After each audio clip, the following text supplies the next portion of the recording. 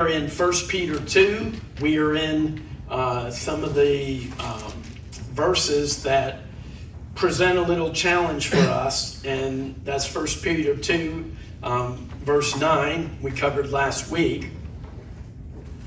You are a chosen people, the king's Kohanim, a royal priesthood in some translations, a holy nation, a goy kadosh in the Hebrew, because this verse is a quote from a verse in Exodus, a people for God to possess. Why? In order for you to declare the praises of the one who called you out of darkness into his wonderful light.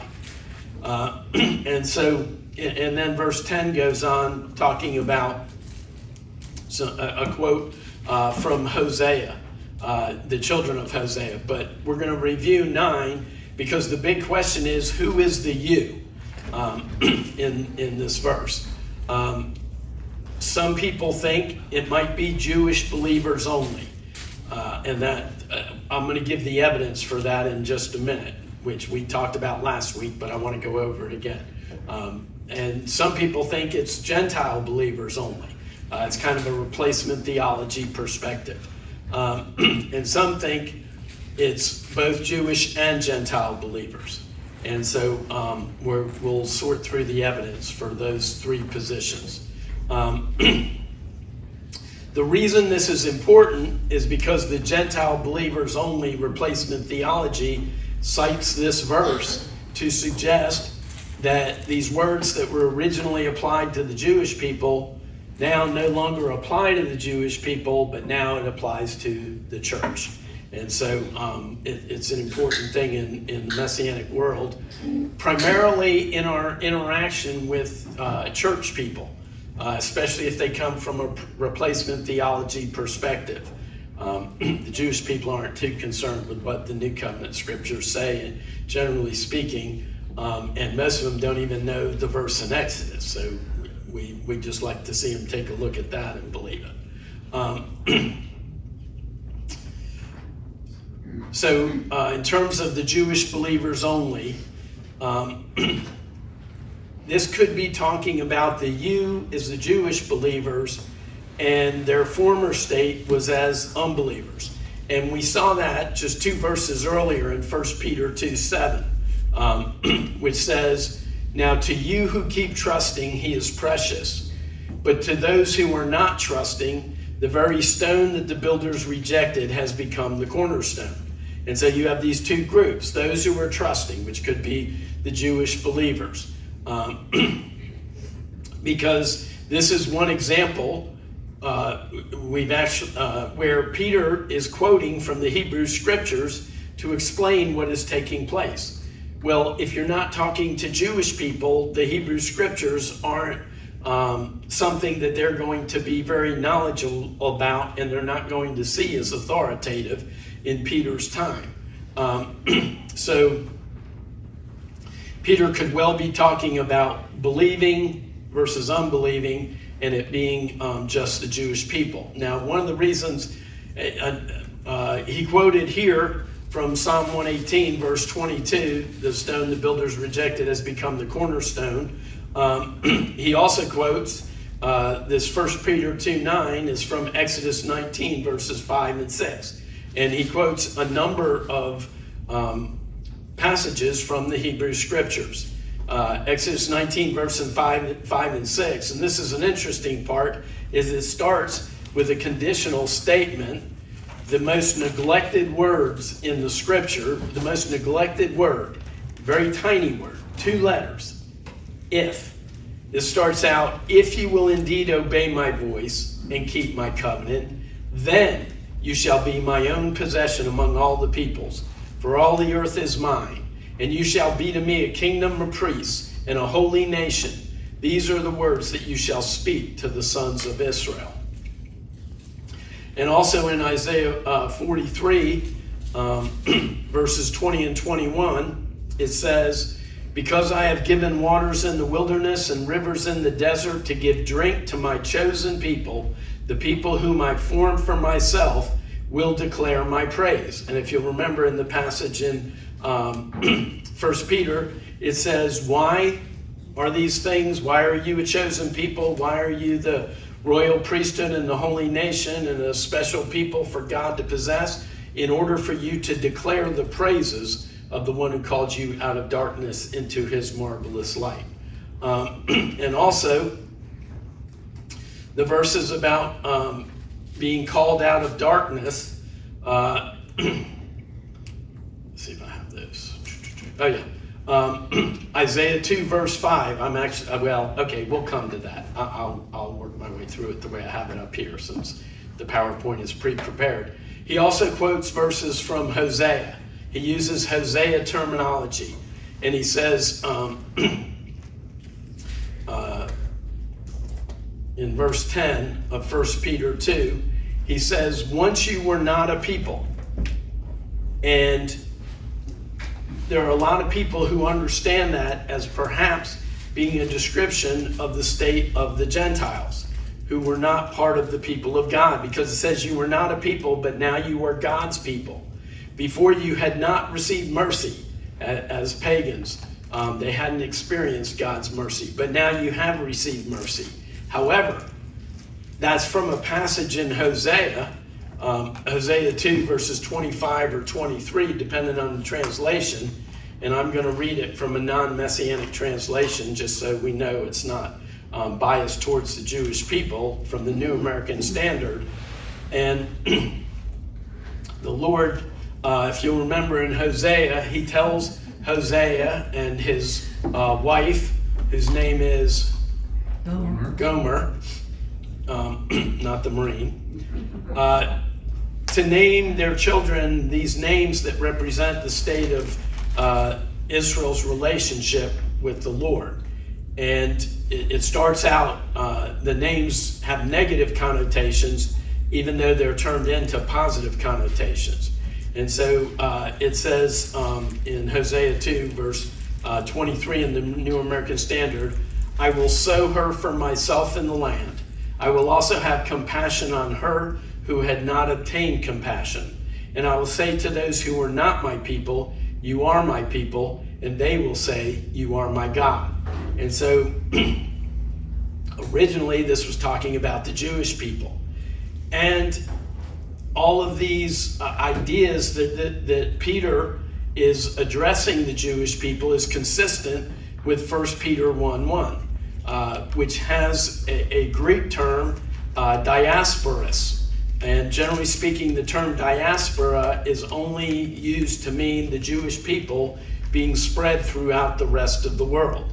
And in 1 Peter 1:1, there's a phrase which determines how we interpret the rest of the letter.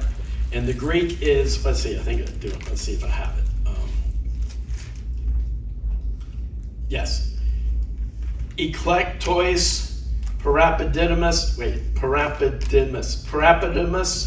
diasporas, which I felt like the absolute best translation of those three Greek words was chosen sojourners in the diaspora, which virtually all of my commentaries suggest that that's a description of Jewish believers. But then they go on to include Gentiles, and we'll talk about that when we get to the Gentiles only. So eklektois is translated as elect or chosen, and then sojourners, it's literally a foreigner alongside, and then in the diaspora, which I've already described. So this could be, for example, affirming Jewish believers' identity in the midst of a Gentile culture, because in 1 Peter 1:1 it also tells us that this area is Asia Minor that Peter is writing to. And so these areas were largely Gentile. And so he might just be encouraging the Jewish believers to embrace and maintain their Jewish identity. As I pointed out last week, it would have been so easy if Peter had simply said, and you are also a royal priesthood and a chosen, a holy nation, including the Gentiles, but we don't have that. So we don't really know, certainly explicitly, that the Gentiles are included. And in terms of being called out of darkness into light, yes, that could be paganism and then of the Gentiles, and then being able to enter into a covenant relationship with the Lord. But it could also be what we find in the Hebrew Scriptures in Isaiah 2 verse 5. It says, "Come, house of Jacob, and let us walk in the light of the Lord."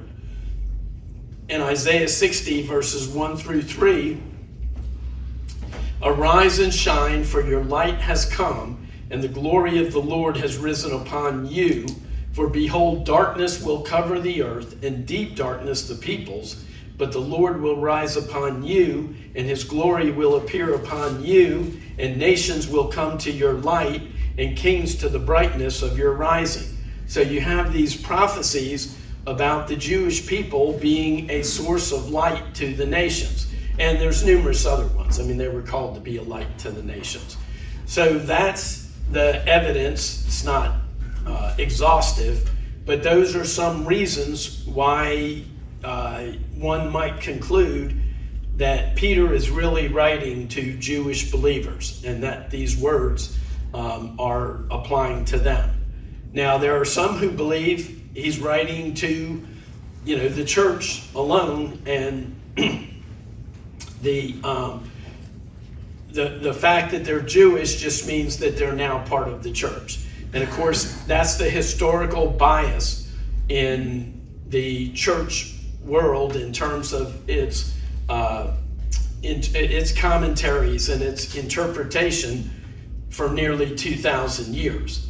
But we have to ask ourselves, why would the apostle to the Jews, as he's called in Galatians 2:7, which is enough, I should have put that up in the reasons to believe that it's to the Jewish people only. But why would he apply promises made to the Jewish people to Gentiles? And those who want to include the Gentiles, or even say it's only to the Gentiles, they cite 1 Peter 1:18, which says, "You should be aware that the ransom paid to free you from the worthless way of life which your fathers passed on to you."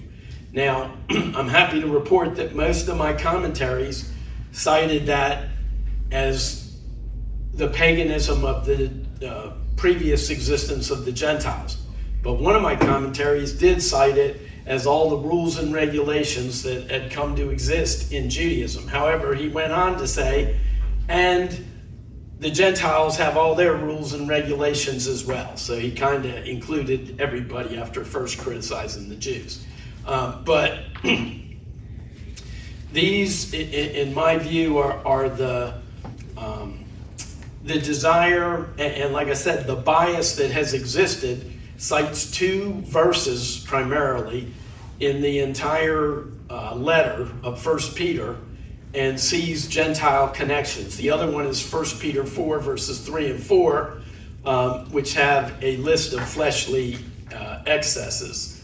"For the time already past is sufficient for you to have carried out the desire of the Gentiles, having pursued a course of sensuality and lust and drunkenness and carousing and drinking parties and abominable idolatries." And of course, desire of the Gentiles can also, that's the New American Standard Translation, it can also be desire of the nations, because in both the Hebrew and the Greek, the words for nations are sometimes thought to refer specifically to the Gentiles. And so they use the same word for both. In Hebrew, it's goy, and in Greek, it's ethne, or ethnos. In all of this, they are surprised that you do not run with them into the same excesses of dissipation, and they malign you. Another reason it might have been to Gentiles is Gentiles far outnumbered the Jewish people in Asia Minor, as we've already mentioned. But once again, the word also isn't there to suggest that it's both Jews and Gentiles. And since it doesn't say also, it allows for the interpretation to be Gentiles only for the replacement theology crowd. I tried to put up two passages from Ephesians last week that emphasize the inclusion. Oh, wait a minute. Jewish and Gentile believers. All right, we'll go with that. I'll put the verses in here. So this is Jewish and Gentile believers. So now we apply Israel's terminology to Gentiles to emphasize Gentile inclusion. And Stearns and most commentaries have come to this understanding, this conclusion. Peter is writing to an area where you have Jewish believers, but you have a lot of Gentiles there as well. The problem with this theology is now we have to decide in this letter, whenever an issue is being addressed, does it apply to Jewish believers? Does it apply to Gentile believers? Or is it talking about believers in general? Because as we've mentioned numerous times, this letter has a lot of general application for the body of believers. And since we don't have a specific direction, or at least there's debate, it doesn't seem to be specific to Peter writing to particular situations. It's much more general concepts. And so I included two passages from Ephesians that emphasize the Gentiles being included in the people of God. No longer strangers and aliens, but fellow citizens with the saints, and of God's household. Built on Messiah Yeshua, who is the cornerstone, built together into a dwelling of God in the Spirit. Ephesians 2:19 through 22, and then 3:4 through 6. There's a mystery of Messiah, which Peter feels has now been revealed to the holy apostles and prophets in the Spirit. The Gentiles are fellow heirs and fellow members of the body and fellow partakers of the promise in Messiah Yeshua through the gospel. Let's see. All right, so I don't have that quite in the same order. So those are the three possibilities. We took a vote before the last two times, I think, or maybe just 2 times ago. But primarily our group lands on Jews and Gentiles. There were 0 for Gentiles only. I have to tell you, in doing all my research, I would say by 51 to 49, I'm at Jewish believers only. But for a long time, I believed it was both, and I'm not taking issue. But, it's just the idea that when I weigh all the evidence, I think it's slightly, that's where I am now. I don't know where I'll be 3 weeks from now. So we'll vote again after we finish, now that I've swayed you over to know where I stand. Anyway, so that brings us to 1 Peter 2:10 through 12. And 1 Peter 2:10, Peter's applying verses from Hosea once again. First Hosea 1 verse, okay, so 1 Peter 2:10 says, "Once you were not a people, but now you are God's people. Before you had not received mercy, but now you have received mercy." And in Hosea 1 verses 8 and 9, this is New American Standard Translation, "When she had Gomer had weaned Lo Ruhamah, she conceived and gave birth to a son. And the Lord said, name him Lo Ami, for you are not my people, and I am not your God." And then in Hosea 1, 6 and 7, it says, "Then she conceived again and gave birth to a daughter." Now these are the verses before that one, but I was doing them in the order that Peter used them in verse 10. And he started with mercy and not my people. But verses 6 and 7 says in the opposite order, "Then she conceived again and gave birth to a daughter, and the Lord said to him, name her Lo Ruhamah, for I will no longer have compassion on the house of Israel, that I would ever forgive them." But we're going to keep reading. "But I will have compassion on the house of Judah, and deliver them by the Lord their God, and will not deliver them by bow, sword, battle, horses, or horsemen."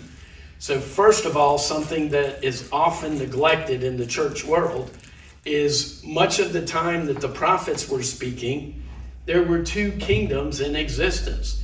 And the Lord would say one thing about the southern kingdom, or the northern kingdom, Israel, and he would say a different thing about the southern kingdom, Judah. He was using the northern kingdom as an example because in 722 BC or BCE, the Assyrians overran the northern kingdom. As a matter of fact, Rabbi Jonathan Cahn's first book, The Harbinger, is based on the idea that all the warnings that were given to the northern kingdom before the Lord's judgment came were the same warnings that we experienced as a nation in the events of 9/11 in 2001. So we always have to say to ourselves, is this generic to the Jewish people? Is this generic to the body of believers? Or is this specific to one of the kingdoms versus the other? And in this case, it talks about blessing the house of Judah, even though the house of Israel is receiving the Lord's discouragement, let's call it, chastisement. However, we will see a lot of things that will indicate that the Lord is also going to, despite all of their waywardness, bring blessing to the northern kingdom, even though they're a rebellious kingdom away from the temple, away from the priesthood. He is going to bring them back together as one, with one leader, dwelling in the land together. And so that's what we're seeing in our day. Because Hosea 1:10 says, just a couple verses later, yet the number of the sons of Israel will be like the sand of the sea, which cannot be measured or numbered. And in the place where it was said to them, you are not my people, it will be said to them, you are the sons of the living God. And we just read from Hosea 2, verse 23, where the Lord says, I will sow her for myself in the land. I will also have compassion on her who had not obtained compassion. And I will say to those who were not my people, you are my people. And they will say, you are my God. And if you read Jeremiah 31, the New Covenant prophecy, it says the same thing, that they will be my people and I will be their God. So our perspective on 1 Peter 2:9 is going to affect how we interpret 2:10. And so what we're going to do, if we believe that Peter's speaking to both Jews and Gentile believers, then 1 Peter 2:10 is taking words that applied initially to the Jewish people and applying them to both of them as followers of Messiah. Certainly not instead, although some will claim that that is what is occurring here. Any questions or comments on 1 Peter 2, 9 and 10? Jeremy. This is more of a general question. The body of believers, where were they meeting during this time period? Were they still meeting in the synagogues around, like in Israel, and then in amongst the Gentiles as well? Because I know there were still some Jewish communities that were in like Babylon and other nations because of the first exile, and not all of them came back to Israel after the Jewish believers primarily met in the synagogue, okay, where congregations were formed in largely Gentile areas. They may have met as part of those congregations, like Rome, for example, that we saw in the book of Romans. Okay. But in Israel,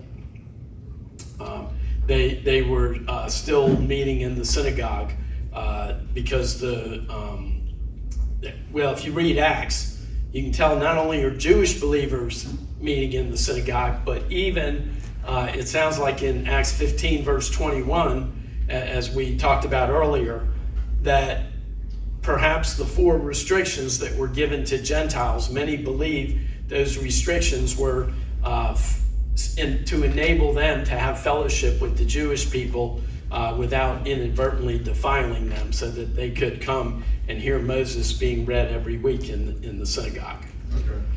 Okay. 1 Peter 2, verse, which a lot of people lose sight of. A lot of people don't realize, that the early believers continue to meet in the synagogue. Particularly on the Sabbath. They may have had a day of fellowship where they met in like somebody's house or something. What was your question? So I was just also curious, when did the split happen when the believing body broke away from the synagogues and started forming what we call churches today? Well, from 66 to 70 AD, you have the first Roman revolt. Okay. And in that revolt, the Jewish people took a warning that Yeshua gave. I believe it's either Matthew 24 or Luke 21, where he said, when you see Jerusalem surrounded by armies, flee to the hills, which they did. And then when the Jews lost the revolt, they were not happy with the Jewish believers who fled instead of fought. Then in the second Jewish revolt, even though they weren't happy, they continued to let them meet with them. But in the second Jewish revolt, led by Bar Kokhba, Rabbi Akiva proclaimed him to be the Messiah. This is in 132 to 135. And the Messianics weren't willing to fight under Bar Kokhba being proclaimed the Messiah. And so after that, there was considerable separation between traditional Judaism and the Judaism, Messianic Judaism. And then the Council of Nicaea, as the gospel went into largely Gentile areas, they formed churches, and those groups started to proclaim the Jewish people, basically replacement theology, the Jewish people as cursed. And now God was working with the church, and they came out with statements so negative towards the Jewish believers that they largely were not welcome in that group anymore, unless they essentially were willing to give up all of their Jewish identity and act just like any other believer. Meeting in Nicaea, that kind of put it into writing. Okay. It was a proclamation of the council proclaiming Easter instead of Passover and that sort of thing, and making observance of Passover be very negative. But it started, Justin Martyr and John Chrysostom were preaching before that, and they were very negative towards the Jewish people in terms of burn down their synagogues and don't have anything to do with them and let their holidays be all this nasty stuff that has historically been. So historically, Justin Martyr and this other guy, John Chrysostom, who were considered founding fathers of the church. They're almost like the founders of the anti-Semitic movement. They were some of the ones who strongly espoused it, yes. Okay. I'm not exact on the history because, but I have a pretty good idea. I know the history of the separation of the Jewish believers from the congregation. Okay. So, yes, Kathy. So, what did the Gentiles learn? Where did they continue on with the Ten Commandments? How did they choose to not do some of the feast days, or? What they did, and I'm not sure exactly when this came about and how they approached it. There's ways to research it, but what they essentially did was separated the Hebrew scriptures, and I'll see if I can remember them off the top of my head, into the moral law, the ceremonial law, and the civil law. And they said the civil law is how Israel is supposed to govern, has nothing to do with us. And the ceremonial law was done to have them be setting the stage for Messiah to come. And so once he came, you no longer needed the ceremonial law. And all that left was the moral law. So the 10 Commandments they see as part of the moral law, and they think that that applies to the church as well. And so basically, anything that happened in the Hebrew scriptures, they'll group it under ceremonials or civil and just dismiss it as no longer applying in large case. And so they won't concern themselves with prophecies about Israel and their restoration in many cases, or they will spiritualize and say Israel really means the church. And so those are the two approaches that you run into. So, and of course, the real change in all of this was 1948, because you had all these verses about the reestablishment of the Jewish people, which the church, and I don't really blame them for this in some ways, decided, well, wait a minute, we know God is going to be faithful to the prophecies that he has made. So they came up with a creative interpretation to make it be the church instead of Israel. But in 1948, the prophecies about restoring Israel back in their land ended up being literal prophecies that he fulfilled. And so now the church world has to reevaluate all of the conclusions that it had come to that were based on a spiritualizing of all these prophecies.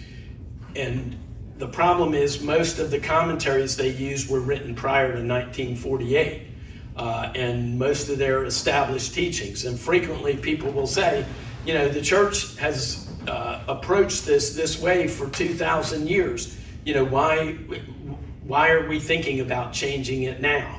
And the big change is that the reestablishment of the Jewish people in the land of Israel revealed that the prophecies that God made about Israel were talking about the Jewish people. And they may or may not apply to the church in a spiritual sense, but they certainly don't apply to the church instead of the Jewish people. So that's kind of, and most people don't understand that is what has happened in history. And so as I often explain it when I talk about the anti-Semitism that was found in the early church, the Jewish people are aware of it. They have no idea what the details are. Most of the church world isn't even aware of the early anti-Semitism and hostility towards the Jewish people that existed in the church. And so having an understanding of that helps you to understand where we are today, how the church is dominant, first of all, in numbers. Of course, in Deuteronomy 7, the Lord said he didn't choose Israel because they were large in number, so that's no surprise. And the Lord has always worked through the remnant and the minority rather than the majority. And so there are many in the church world today that absolutely see Israel as the Jewish people and embrace and love the Jewish people and see what's happening in our world today as a fulfillment of prophecy. Some are blessing financially, some are ministering in various ways, even supporting Messianic congregations. I think we may be certainly one of the few where the Messianic congregation owns the building and there's a church meeting there. It's usually the other way around. A lot of churches host Messianic congregations. Most Messianic congregations don't have their own building, and most of them meet in church buildings. And so there's a lot of blessing in the church, and there's a lot of mutual blessing in that arrangement. But there's also the historical approach that causes people to see the Jewish people as not really being significant in God's plan of redemption today, that see the Jewish people as the way they enter into a covenant with God is to become part of the church, not really emphasize their Jewish identity so much, which is actually getting it completely backward, from how it was in the first century, and especially what the Acts 15 council was all about. So anyway, we're making progress, a verse a week. But I think next week we'll get through more than one verse. But I think I wanted to, give that evidence for Jewish believers only, Jewish and Gentile, Gentile only, a second time, so that you're kind of able to follow it and see what is taking place, because that's going to influence how we understand the rest of 1 Peter. Any questions or comments? Did I win over any to the Jewish believers only? Okay, a few have joined me on my Quixotic quest. Anyway, like I said, there's a lot of things that we can't know for certain, and I don't want to get into theological arguments with anybody over these issues that aren't hard and fast and crystal clear. So I'm not going to argue with anybody who thinks that Peter was deciding to speak to the Jewish believers and all of the Gentiles among them as well.